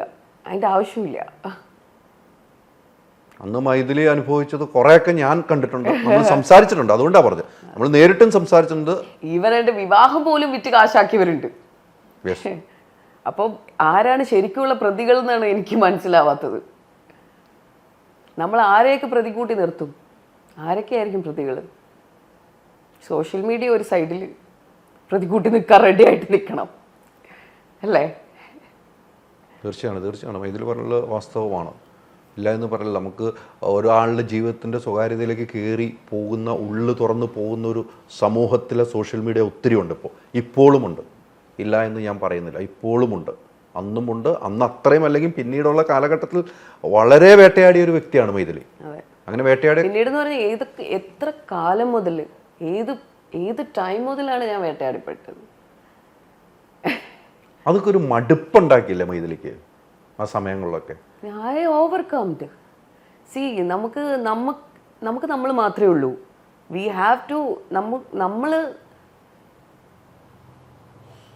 സി എന്തൊക്കെ ട്രോമാസ് വന്നാലും എന്തൊക്കെ കാര്യങ്ങൾ വന്നാലും നമ്മൾ തന്നെ അതിനെ ഓവർകം ചെയ്തേ പറ്റൂ. മറ്റാർക്കും നമുക്കതിനെ ഒന്നും ചെയ്യാൻ പറ്റത്തില്ല. നമ്മൾ തന്നെ കോൺഫിഡൻസ് ആയിട്ട് മുന്നോട്ട് പോയേ പറ്റൂ. അപ്പം സി നമുക്ക് ജീവിച്ചേ പറ്റൂ മുന്നോട്ട്. നമുക്ക് മുന്നോട്ടാണ് പോകേണ്ടത്. നമുക്ക് തിരിഞ്ഞു നോക്കി ഇതല്ലല്ലോ നടക്കേണ്ടത്. ചിലപ്പം അതെ നമ്മൾ തലയും കുത്തി വീഴും. അതുകൊണ്ട് നമുക്ക് മുന്നോട്ട് പോവാം. മുന്നോട്ടുള്ള യാത്ര തന്നെ തുടർന്നാലേ നമുക്ക് ജയമുണ്ടാവുള്ളൂ, അല്ലെങ്കിൽ പരാജയം. അതുകൊണ്ട് ഞാൻ പിന്നിലോട്ട് തിരിഞ്ഞു നോക്കുന്നില്ല. ഇപ്പോൾ സോഷ്യൽ മീഡിയ, ഇപ്പോഴത്തെ ഇതിലെ സോഷ്യൽ മീഡിയ അല്ല, ഇപ്പോഴും സോഷ്യൽ മീഡിയയിലെ വലിയ ഇപ്പം ഇന്നലെ തന്നെ വന്നപ്പം എത്ര നാൾ, ഒരു വർഷം കൂടി വന്ന് ഇപ്പോൾ സോഷ്യൽ മീഡിയ വണ്ടിയിൽ നിന്ന് ഇറങ്ങാൻ പോലും സമ്മതിക്കാത്ത രീതിക്ക് സോഷ്യൽ മീഡിയ ആയതുകൊണ്ട് അല്ലേ, കണ്ടിരുന്നല്ലോ. എനിക്ക് ഒത്തിരി സന്തോഷമുണ്ട്. അത്രയും കുറേ ആൾക്കാർ എന്നെ ഇത്രത്തോളം സ്നേഹിക്കുന്നുണ്ടല്ലോ, ഞങ്ങൾക്ക് തിരിച്ചു വരണം എന്ന് അവർ പറയുമ്പോൾ എനിക്കുണ്ടാവുന്ന ഒരു എനർജി ഉണ്ട്. അത് ഞാൻ എത്ര ഡൗൺ ആയിരുന്നപ്പോഴും എനിക്ക് ആ ഒരു സപ്പോർട്ട് തന്നിട്ടുണ്ട്. അത് തന്നെയാണ് എൻ്റെ ഏറ്റവും കൂടുതൽ എൻ്റെ ഇൻസ്പിറേഷൻ. അവരാണ് ശരിക്കും പറഞ്ഞാൽ എൻ്റെ ഇൻസ്പിറേഷൻ. എനിക്ക് ബാക്കിയുള്ള ഒരു രീതിയിലുള്ള സപ്പോർട്ടും ഞാൻ എക്സ്പെക്റ്റ് ചെയ്യുന്നില്ല ആരുടെ കയ്യിൽ നിന്നും. അതെ, ഈ അന്നത്തെ കാലഘട്ടത്തിൽ ഇത്രയും സോഷ്യൽ മീഡിയ ഇല്ല. സോഷ്യൽ മീഡിയയിൽ ഇത്രയും ആക്റ്റീവല്ല. അന്ന് മെയിനായിട്ട് സാറ്റലൈറ്റ് ചാനലും പ്രിന്റ് മീഡിയ ആണെന്ന് എനിക്ക് തോന്നുന്നു. മൈഥിലിയുടെ ഒക്കെ ഒരു പ്രശ്നങ്ങളും കാര്യങ്ങളും ഉണ്ടാകുമ്പോൾ ഏറ്റവും കൂടുതൽ പ്രിന്റ് മീഡിയ ആണ്. പ്രിന്റ് മീഡിയയും എനിക്ക് തോന്നുന്നു സോഷ്യൽ മീഡിയ, പ്രിന്റും യൂട്യൂബ്സും ഇത്രയും മാത്രം ഇല്ല എന്നാണ് ഞാൻ പറഞ്ഞത്. ഇത്ര മാത്രം ഇന്നിപ്പം ഇല്ല. നമ്മളെ ഇപ്പൊ എന്തെങ്കിലും ഒരാൾ പൊന്തി വന്നു കഴിഞ്ഞാൽ നമ്മൾ എന്തെങ്കിലും ഒരു ഇത് ആക്കി ന്യൂസ് ആക്കി അടിച്ചമർത്തുക എന്നുള്ളതല്ലേ എനിക്ക് ഇതിൽ നിന്ന് മനസ്സിലാക്കിയത് ഞാൻ. അപ്പൊ social media one of the ഇതാണ് ആക്ച്വലി. എല്ലാവരും അല്ല, എല്ലാ മാധ്യമങ്ങളും അല്ല. അതിനായിട്ട് ഇറങ്ങി തിരിച്ചിരിക്കുന്ന കുറെ ആൾക്കാരുണ്ടല്ലോ. അപ്പൊ ഇവരുടെയൊക്കെ പേരിൽ നമ്മൾ ഒരു ഇതില് കേസൊക്കെ കൊടുത്ത് നമുക്ക് എത്ര കേസ് കൊടുക്കാൻ പറ്റും? എനിക്ക് തോന്നുന്നു ഞാനൊരു 10-20 കേസെങ്കിലും കൊടുത്തിട്ടുണ്ടാവും. ഈ സൈബർ കേസുകളൊന്നും വിജയിച്ചിട്ടില്ല. സൈബർ കേസുകൾ വിജയിക്കുക എന്ന് പറഞ്ഞാൽ നമുക്ക് ഇതിന് ശരിക്കും പറഞ്ഞാൽ നമ്മളുടെ നാട്ടിലെ നിയമങ്ങൾക്ക് പരിമിതികളുണ്ട്. അപ്പോൾ അതുകൊണ്ടാണ് അതിൻ്റെ വിജയിക്കത്തില്ല എന്നൊന്നും പറയാൻ പറ്റത്തില്ല. ഇപ്പം എന്നെ ഇപ്പോൾ കഴിഞ്ഞ ഒരു കോടതിയിൽ നിന്നെന്തോ വിളിച്ചിട്ട് ഇതുപോലെ ഏതോ ഒരു ചാനലിൽ ഇങ്ങനെ മോശമായിട്ട് ഇട്ടതിൻ്റെ എനിക്ക് തന്നെ ഓർമ്മയില്ല ഏതാണ് ആ ചാനല്, എന്താണ് അത്ര കേസ് കൊടുത്തിട്ടുണ്ട്. അപ്പോൾ ഇതിട്ട് എങ്ങനെങ്കിലും ഇതിൽ നിന്നൊന്ന് ഒഴിവാക്കി തരണം. എൻ്റെ വക്കീലാണ് വിളിക്കുന്നത്. അപ്പോൾ ഞാൻ പറഞ്ഞു എനിക്ക് മനസ്സിലായില്ല നിങ്ങൾ ഏത് കേസിനെ കുറിച്ചാണ് പറയുന്നതെന്ന് പറഞ്ഞു. അപ്പോൾ പറഞ്ഞു ഇതുപോലെ ഇങ്ങനെ അത് വേറൊന്നും ഞാൻ ചെയ്തിട്ടില്ല, ഞാൻ കട്ട് ആൻഡ് കോപ്പി പേസ്റ്റ് മാത്രമേ ചെയ്തിട്ടുള്ളൂ. അതായത് ഒരാൾ ഇട്ടത് മറ്റെടുത്ത് കട്ട് ആൻഡ് കോപ്പി പേസ്റ്റ് മാത്രമേ ഞാൻ ചെയ്തിട്ടുള്ളൂ. അവിടെ കണ്ടോട്ടെ. ഇപ്പൊ എന്താണ് ഒരാളുടെ മാനസികാവസ്ഥ, എന്തിനെയാണ്? അപ്പൊ അവർക്ക് പോലും അതിനെക്കുറിച്ച് ഒരു ധാരണയില്ല. ഇപ്പൊ ആരാൻ്റെ അമ്മയ്ക്ക് ഭ്രാന്ത് പിടിച്ചത് കാണാൻ നല്ല ചെയ്യലെന്ന് പറയുന്നത് അതേ അവസ്ഥയാണ്. അവർക്കെന്താണ്, നമുക്ക് എന്തായാലും അവർക്കെന്താണ്? നമ്മുടെ ഏജ് ഒന്നും മാറ്റർ അല്ല. അവിടെ ഒരു സ്ത്രീ ആണെന്ന് പോലും അവിടെ ഒരു മാറ്റർ അല്ല. സ്ത്രീകൾക്ക് വേണ്ടി ഇത്രയും പ്രവർത്തിക്കുന്നവർ പോലും ആരും ഇറങ്ങൂല. മനസ്സിലായി? സ്ത്രീകൾക്ക് വേണ്ടി പ്രവർത്തിക്കുന്നവർ ഒരു സ്ത്രീയെ മറ്റേ സ്ത്രീയെ കണ്ടാൽ തിരിച്ചറിയാതെ മാറിപ്പോകുന്ന കാലഘട്ടത്തിലൂടെയാണ് പോകണം. വെറുതെ പേരുകൊണ്ട് പറയാൻ പറ്റും ഞാൻ ആ സ്ത്രീകൾക്ക് വേണ്ടിയുള്ള സംഘടനയാന്നൊക്കെ പറയാൻ പറ്റുന്നുള്ളൂ. ഒന്നും ചെയ്തു മൈഥിലിക്കൊന്നും ഒന്നും ചെയ്തു തന്നിട്ടില്ല എന്ന് എനിക്കറിയാം. എനിക്ക് പേഴ്സണലി അറിയാം മൈഥിലിക്കൊന്നും ഒന്നും ചെയ്തു തന്നിട്ടില്ല. ഉണ്ടോ? ചെയ്തു തന്നിട്ടുണ്ടോ? എന്താണ് അറിയേണ്ടത്? WCC എന്തെങ്കിലും മൈഥിലിക്ക് ചെയ്തു തന്നിട്ടുണ്ടോ? എന്തെങ്കിലും കൂടെ തന്നിട്ടുണ്ടോ WCC എന്ന് പറയുന്ന സംഘടന മൈഥിലിയുടെ വിഷയത്തിന്?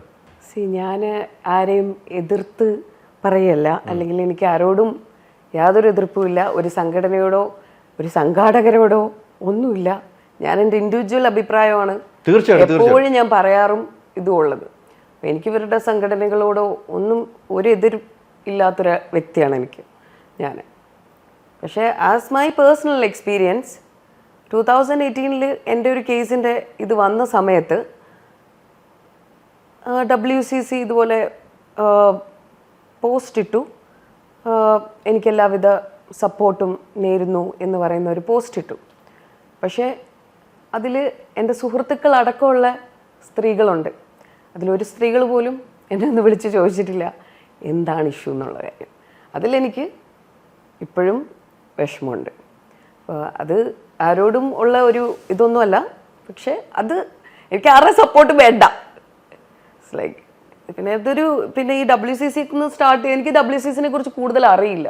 കാരണം എനിക്ക് തോന്നിയിട്ടുള്ളത് അതും ഒരു ഗ്രൂപ്പ് ആയിരിക്കാം, അത് നിങ്ങളുടെ ഒരു ഗ്രൂപ്പ് ആയിരിക്കാം, സ്ത്രീകളുടെ ഒരു ഗ്രൂപ്പാണത്.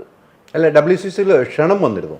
ഇല്ല, എനിക്ക് അങ്ങനത്തെ ഒരു ലെറ്ററോ അങ്ങനത്തെ WCC തുടങ്ങുന്നു അതുകൊണ്ട് എല്ലാ സ്ത്രീകളും ഇതാകണം എന്ന് പറയുന്ന ഒരു ലെറ്ററോ അല്ലെങ്കിൽ ഒരു കോളോ എനിക്ക് ഉണ്ടായിട്ടില്ല. ഈ സുഹൃത്തുക്കൾ വരെ ഉണ്ട് എന്ന് പറയുമ്പോൾ നമുക്കറിയാം ഒത്തിരി ആളുകളുണ്ടായിരുന്നു. എന്നാൽ എനിക്ക് തോന്നുന്നു തുടക്കത്തിലൊക്കെ ഒത്തിരി പേരുടെ ഇപ്പം വിരലുണ്ടാവുന്ന ആളുകളായി മാറി ചുരുങ്ങി എന്നാണ് ഞാൻ അറിഞ്ഞത്. അത് ഞാൻ ചുരുങ്ങിയെന്ന് പറയുന്നത് ഞാൻ രഞ്ജിനിയുടെ ഇൻ്റർവ്യൂ എടുത്തപ്പോഴാണ്.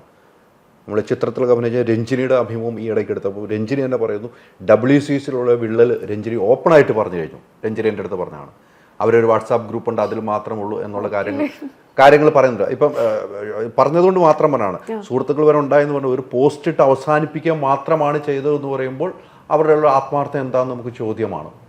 അത് മറ്റുള്ളവർ വിധി എഴുതട്ടെ. അല്ല, അപ്പോൾ എനിക്ക് തോന്നിയത് ഒരു പബ്ലിക് അറ്റൻഷന് വേണ്ടിയിട്ടാണോ ഇവരിങ്ങനെ കാണിക്കുന്നത് എന്നാണ് എനിക്ക് ആസ് എ പേഴ്സണൽ എനിക്ക് തോന്നിയത്. അത് എൻ്റെ മാത്രം ചിലപ്പോൾ തോന്നലായിരിക്കാം, നമുക്കുള്ള അനുഭവം കൊണ്ട് നമുക്ക് തോന്നുന്ന എൻ്റെ അനുഭവമാണ് ഞാൻ ഈ പറയുന്നത്. അല്ലാണ്ട് ഞാൻ ഒരു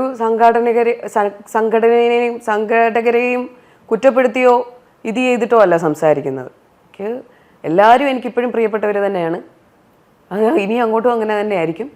പക്ഷേ ഞാനൊരു ഗ്രൂപ്പ് എന്ന് പറഞ്ഞുകൊണ്ട് പറയുന്നതാണ്. നമ്മൾ അതിലൊന്നും വിശ്വസിക്കുന്നില്ല, നമ്മൾ തന്നെ അതെ, ഞാൻ അതിലൊന്നും വിശ്വസിക്കുന്നില്ല. ഞാൻ മുന്നോട്ട് മൈഥിലിക്ക് വേണമെങ്കിൽ മൈഥിലി തന്നെ പോരാടണം. അതെ അല്ലേ, നീതിക്ക് വേണ്ടി പോരാടണം, മൈഥിലി തന്നെ പോരാടണം. അതെ, പിന്നെ അത്ര സംഘടന ഇത്രയും ഒരു സ്ത്രീക്ക് ഇത്രയും പ്രശ്നം ഉണ്ടാവുക എന്ന് പറയുമ്പോൾ ഇപ്പോൾ അങ്ങനെ ഒരു സംഘടനകൾ ഉണ്ടെന്നുണ്ടെങ്കിൽ അവർക്ക് എന്തുകൊണ്ട് അവരെല്ലാവരും കൂടെ ഒരുമിച്ച് നിന്ന് ഒരു സിനിമ ഉണ്ടാക്കാം. ആ ഒരു കൂട്ടായ്മ എന്തൊക്കെ കാര്യങ്ങൾ ചെയ്യാൻ പറ്റും ചെയ്യട്ടെ, ഇനി സമയമുണ്ടല്ലോ. താരസംഘടന അമ്മയില് മെമ്പറാണോ? ഞാനിപ്പോഴും മെമ്പറാണ്, ഞാൻ ആക്റ്റീവ് അല്ല, വരാറൊന്നുമില്ല. ഞാൻ പല മീറ്റിംഗും വരാറൊന്നുമില്ല. അതും മടുത്തത് കൊണ്ടാണോ? അതും വേണ്ട, അവിടെ നിന്നും നമുക്കൊരു നീതി ലഭിക്കാത്തത് കൊണ്ടാണോ? ഇപ്പൊ WCC പറഞ്ഞ പോലെ അവിടെ നിന്നും നമുക്കൊരു പ്രശ്നം ഉണ്ടായപ്പം ഇടപെടാത്തത് കൊണ്ട് തന്നെയാണോ? അല്ല, ശരിക്കും പറഞ്ഞാൽ സത്യസന്ധമായി പറയുകയാണെന്നുണ്ടെങ്കിൽ ഞാൻ എൻ്റെ 2012 ഞാൻ കുക്കു ചേച്ചീൻ്റെ അടുത്തൊക്കെ എൻ്റെ പരാതിനെ കുറിച്ചൊക്കെ പറയുന്ന സമയത്ത് ഞാൻ ശ്രീലേഖ മാമിനെയൊക്കെ കോണ്ടാക്ട്, എനിക്ക് തോന്നുന്നു കുക്കു ചേച്ചിയൊക്കെ എൻ്റെ കൂടെ വന്ന് എനിക്കൊരു പ്രശ്നം വന്നപ്പോൾ ആ സമയത്ത്. അപ്പോൾ ആ സമയത്ത് അതൊരിക്കലും എനിക്ക് മറക്കാൻ പറ്റില്ല. അപ്പോൾ അതൊക്കെ അവരൊക്കെ ചെയ്തിട്ടുള്ളതാണ്. അപ്പോൾ അത് പിന്നെ അപ്പോൾ അങ്ങനെയൊക്കെ എനിക്ക് ഹെൽപ്പ് ചെയ്തിട്ടുണ്ട്. അപ്പം അത് ഒരിക്കലും ഇല്ല എന്ന് പറയാൻ പറ്റൂലല്ലോ, ഇല്ല ഉള്ളത് പോലെ പറയണമല്ലോ. അതെ, കുക്കു എക്സിക്യൂട്ടീവിലൊക്കെ ഉള്ളതാണ്. അതെ, കുക്കു ചേച്ചി എന്നെ ഒത്തിരി ഹെൽപ്പ് ചെയ്തിട്ടുണ്ട് ആക്ച്വലി. അപ്പോൾ അങ്ങനെ എനിക്ക് ഒരു ബോണ്ടുണ്ട്. പിന്നെ അമ്മ എന്ന സംഘടന എനിക്കൊരു സംഘടനയേക്കാൾ ഉപരി അതൊരു ഇപ്പോഴത്തെ ഒരു കാലാവസ്ഥയല്ല, പണ്ടത്തെ ആ ഒരു അമ്മയാണ് എൻ്റെ മനസ്സിലുള്ള അമ്മ. അപ്പം അത് ഇപ്പോൾ നമ്മുടെ കരിയറിൽ ആദ്യമായിട്ട് കയറി വരുന്ന ഒരു കുടുംബം തന്നെയാണ്. പക്ഷെ അതും കൊണ്ട് നമുക്ക് കുറേ സിനിമ കിട്ടി അങ്ങനെയൊന്നുമില്ല. അവിടെ കൊണ്ട് നമുക്ക് സിനിമയൊന്നും കിട്ടുക അങ്ങനെ അതൊന്നും അല്ല. ശരിക്കും പറഞ്ഞാൽ 2012 ഞാൻ ഇപ്പോൾ നടക്കുന്ന പല ഇൻസിഡൻസും ഞാൻ 2011-12 കാലഘട്ടങ്ങളിൽ എത്രയോ ഇൻ്റർവ്യൂസിൽ പറഞ്ഞതാണ്. ഒരു മനുഷ്യരും തിരിഞ്ഞു പോലും നോക്കിയിട്ടില്ല. ഇന്നിത് വലിയ ഇഷ്യൂ ആയിട്ട് എല്ലാവരും സംസാരിക്കുന്നു. മനസ്സിലാവുന്നുണ്ടോ? അതിലെനിക്ക് കുഴപ്പമൊന്നുമില്ല. അല്ല, അന്ന് പരാതികൾ പെട്ടിട്ടില്ലേ? സംഘടനയിലും പരാതിപ്പെട്ടിട്ടില്ല അന്ന്? സംഘടനയിൽ പരാതിപ്പെട്ടിട്ടുണ്ട്.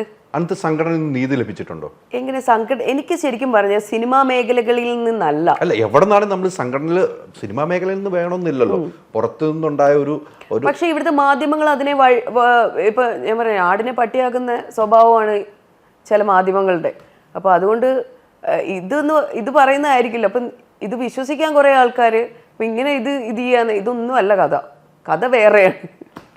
വേറെ കഥകൾ മെനഞ്ഞെടുക്കുകയാണ്. അതെ, അവർക്ക് തോന്നി അങ്ങ് എഴുതി വെക്കുവാണല്ലോ. ഈ പോസിറ്റീവ് കേൾക്കുന്നതിന് കൂടുതൽ നെഗറ്റീവ് കേൾക്കാനാണ്. അതല്ലേ ഞാൻ പറഞ്ഞത്, കേസ് വന്നപ്പോഴത്തേക്ക് ഞാനത് കട്ട് ആൻഡ് കോപ്പി പേസ്റ്റ് മാത്രമേ ചെയ്തിട്ടുള്ളൂ. എന്ത് ഈസി ആയിട്ട് പറഞ്ഞു. ഞാൻ പറഞ്ഞു നാളെ ഒരു സ്ത്രീകൾക്കും ഇതുണ്ടാവരുത്, ഞാനിത് പിൻവലിക്കത്തില്ലെന്ന് പറഞ്ഞു ഈ കേസ്. കാരണം ഇത് പിൻവലിച്ചു കഴിഞ്ഞാൽ നാളെ ഇതേ കട്ട് ആൻഡ് കോപ്പി പേസ്റ്റ് വേറൊരു സ്ത്രീയിലും ഉണ്ടാവും. ഇത് മുന്നോട്ട് പോയി കഴിഞ്ഞാൽ ചിലപ്പോൾ അത് നിയന്ത്രിക്കാൻ പറ്റുമായിരിക്കാം. എന്നെ കൊണ്ട് പറ്റാവുന്നത് എനിക്ക് ചെയ്യണം. അവിടെയാണ് മൈഥിലിയുടെ കൂടെ ആള് കൂടേണ്ടത്. മൈഥിലി പറഞ്ഞില്ല, അവിടെയാണ് നമ്മൾ ഈ പറഞ്ഞ ഈ സംഘടനകളൊക്കെ ഒരുമിച്ച് നിൽക്കേണ്ടത്. ഒരു സംഘടനയും വേണ്ട, സ്വസ്ഥമായിട്ട് ഒരാളായിട്ട് സ്വന്തമായ നിലപാടുകളും പറഞ്ഞ് മുന്നോട്ട് പോയാൽ മതി. ഇതിപ്പോൾ ഒരു ഇതിപ്പോൾ എല്ലാവരും ഗ്രൂപ്പിലല്ലേ സംസാരിക്കുന്നത്, ഒറ്റയ്ക്ക് ആര് സംസാരിക്കുന്നുണ്ട്? എല്ലാവരും ഗ്രൂപ്പിന്റെ ബലത്തിലല്ലേ സംസാരിക്കുന്നത്. ഒറ്റയ്ക്ക് മുന്നോട്ട് ആര് സംസാരിക്കുന്നുണ്ട്? അവിടെ ഒരു ഗ്രൂപ്പ്, ഇവിടെ ഒരു ഗ്രൂപ്പ്, മറ്റിടത്ത് ഒരു ഗ്രൂപ്പ്. വെറുതെ പറയാമെന്ന് മാത്രം ഗ്രൂപ്പിൽ അല്ലേ? ഇനിയിപ്പോൾ അമ്മ സംഘടനയിലേക്ക് ഒരു വരവുണ്ടോ, തിരിച്ചു വരവുണ്ടോ? കുടിശ്ശിക വല്ലതും ഉണ്ടോ? മാസം എല്ലാം അടയ്ക്കുന്നുണ്ടോ? അല്ല, അങ്ങനെയല്ല. ഇപ്പോ പൈസ അടയ്ക്കാറുണ്ടോ? എനിക്ക് തോന്നുന്നു ഇപ്പോ എല്ലാവരും ഇനിയൊരു പുതിയ അമ്മ ഫോമായി വരട്ടെ. ഇപ്പൊ അമ്മയില്ല, എല്ലാം പിരിച്ചു വിട്ടു. ആണോ? അറിഞ്ഞില്ല, എല്ലാം പിരിച്ചു വിട്ടൊക്കെ അറിഞ്ഞില്ലേ? ഇനി ശരിക്കും ഒരു അമ്മ വരട്ടെ, അമ്മയുടെ സംഘടനയില് ഒരു സ്ത്രീ വരട്ടെ. ഇപ്പൊ അത് തീർച്ചയായിട്ടും ഒരു സ്ത്രീ വരുന്നത് അത്യാവശ്യമാണ്. സ്ത്രീകൾക്ക് എന്താന്നറിയോ, നമുക്ക് പറയാൻ എളുപ്പമായിരിക്കാം. ചിലപ്പോ ഇതിനകത്തെ അവർ ഒത്തിരി നല്ല കാര്യങ്ങൾ ചെയ്യുന്നുണ്ട്. കുറെ ആൾക്കാർക്ക് പെൻഷൻ കൊടുക്കുന്നുണ്ട്, വീട് വെച്ച് കൊടുക്കുന്നുണ്ട്, കുറെ കാര്യങ്ങൾ ചെയ്യുന്നുണ്ട്. നമ്മൾ ഈ പുറമെ ഇരുന്നിട്ട് എന്തെങ്കിലുമൊക്കെ പറയാ. ഇതിപ്പോ ഇന്നോ ഇന്നലെയോ തുടങ്ങിയ സംഘടനയല്ല. ഇത് കാലങ്ങളായിട്ട് മുന്നോട്ട് കഞ്ഞി കുടിച്ചു പോകുന്ന മനുഷ്യരുടെ ഒരു മനസ്സിലാവുന്നുണ്ട്. അതായത് പെൻഷൻ കൊടുത്ത് അവരുടെ കഞ്ഞികൂടി ഇതും കൊണ്ട് മുട്ടരുത്. മനസ്സിലാവുന്നുണ്ടോ? അവരുടെ കഞ്ഞിയിൽ പാറ്റ കിട്ട സ്ഥിതിയിലേക്കാണ് ഇപ്പൊ പോകുന്നത്. അങ്ങനത്തെ ഒരു അവസ്ഥയിലോട്ട് പോവാന്ന് പറയുന്നത് എനിക്കും വളരെ വേദനാജനകമായ ഒരു കാര്യം തന്നെയാണ് ആസ് എൻ ആർട്ടിസ്റ്റ്. അപ്പൊ അത് ശക്തമായി ആരെങ്കിലും തിരിച്ചു പിടിക്കണം. വരുമോ? വലുതാണ് ഇത്തവണത്തെ ജനറൽ ബോഡി എന്ന് വെച്ചാൽ. ഞാൻ തീരുമാനിച്ചിട്ടില്ല. അല്ല, ഞാൻ സീരിയസ് ആയി, ഇത്തവണത്തെ ജനറൽ ബോഡി എന്ന് വെച്ചാൽ വലുതാണ്. കാരണം എന്ന് വെച്ചാൽ ഇങ്ങനെ സംഘടനയ്ക്കുണ്ടായ ഒരു അവസ്ഥ, സംഘടന ആദ്യമായിട്ട് ചരിത്രത്തിൽ ആദ്യമായ ഒരു താരസംഘടന മൊത്തത്തിൽ പിരിച്ചുവിടുന്നു. ഒരാളുമില്ലാതെ പിരിച്ചുവിടുന്നു. ഒറ്റ ആരോപണം വരുമ്പോൾ 2-3 പേർക്ക് ആരോപണം പിരിച്ചുവിടുകയാണ്. ആർക്കും ഇത് ഉത്തരവാദിത്വം ഏറ്റെടുക്കാൻ കഴിയാതെ പിരിച്ചുവിടുന്നു. പിന്നെ ഒരു അഡ്വൈറ്റ് കമ്മിറ്റി പ്രവർത്തിക്കുന്നു. അതിൻ്റെ പ്രവർത്തനം ഇപ്പോൾ ആക്റ്റീവായി നടക്കുന്നില്ല. സംഘടന അന്ന് പറഞ്ഞ നിലയിലാണെങ്കിൽ ഈ മാസം തന്നെ ഇലക്ഷൻ നടക്കേണ്ട സമയമാണ്, അതിൻ്റെ ഒരു നടപടിക്രമം അവിടെ നടക്കുന്നില്ല എന്ന് കൃത്യമായിട്ട് അറിയാവുന്ന ഒരു വ്യക്തി എന്ന നിലയിൽ പറയുന്നു, നടക്കുന്നില്ല. പക്ഷെ ഇനി അങ്ങ് വരുന്ന ദിവസങ്ങളിൽ മൈഥിലിയെ പോലെയുള്ള ആളുകൾ, ഇപ്പോൾ മൈഥിലിയൊക്കെ ശരിക്കും പോരാടിയ ഒരാളാണ്. അതുകൊണ്ട് തന്നെ മൈഥിലിയെ പോലെയുള്ള ആളുകളൊക്കെ ഈ സംഘടനയിലേക്ക് ആർജവത്തോടെ വരാൻ തയ്യാറാകണ്ടേ? നമുക്കും അനുഭവങ്ങളുണ്ടല്ലോ. നമ്മളൊരു ഗ്രൂപ്പായിട്ട് നമുക്ക് നല്ല സിനിമകൾ ചെയ്യാനാണ് നമ്മൾ ഈ പെടപ്പാടെല്ലാം പെടുന്നത്. നമുക്ക് എത്രയും നല്ല സിനിമകൾ ഉണ്ടാവുക, നല്ല ഇതുണ്ടാവുക എന്നുള്ളതാണ് നമ്മുടെ മെയിനായിട്ടുള്ള ഫോക്കസ് എന്ന് പറയുന്നത്. അപ്പം അതിൻ്റെ കൂടെ ഈ പറയുന്ന സംഘടനകൾ കുറേ നല്ല പ്രവർത്തനങ്ങൾ സമൂഹത്തിന് കാഴ്ചവെക്കുന്നുണ്ട്. അതോടൊപ്പം തന്നെ കുറേ ബാഡ് സാധനങ്ങളും വരുന്നുണ്ട്.